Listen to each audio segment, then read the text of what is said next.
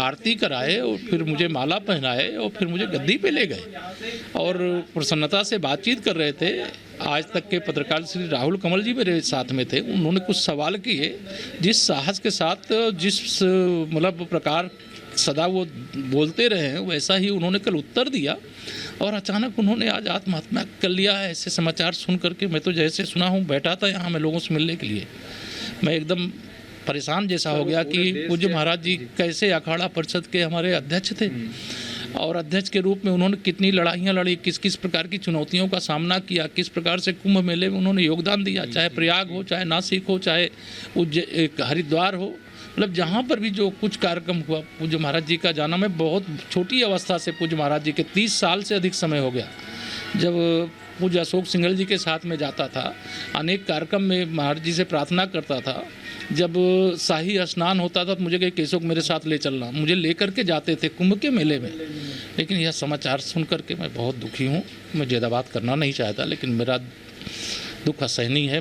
मेरा ही नहीं, भक्तों का भी दुख इस समय सहन सीमा के बाहर का होगा।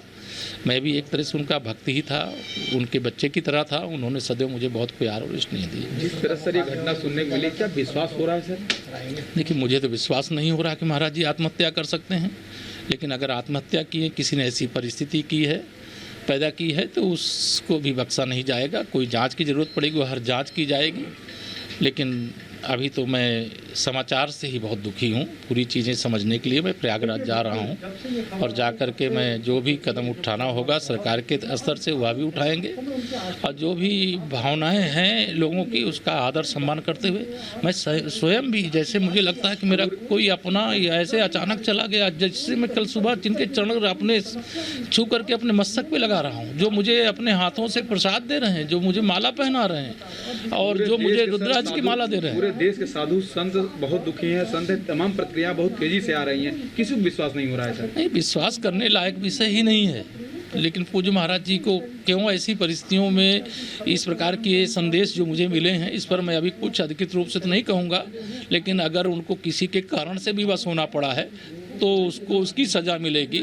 और अगर उनकी कोई ऐसी जो शंकाएं हैं तो उसके लिए भी सरकार जो भी ज़रूरी से ज़रूरी कड़ा से कड़ा कदम उठाना होगा, कार्रवाई करनी होगी, वह भी हम उठाएंगे।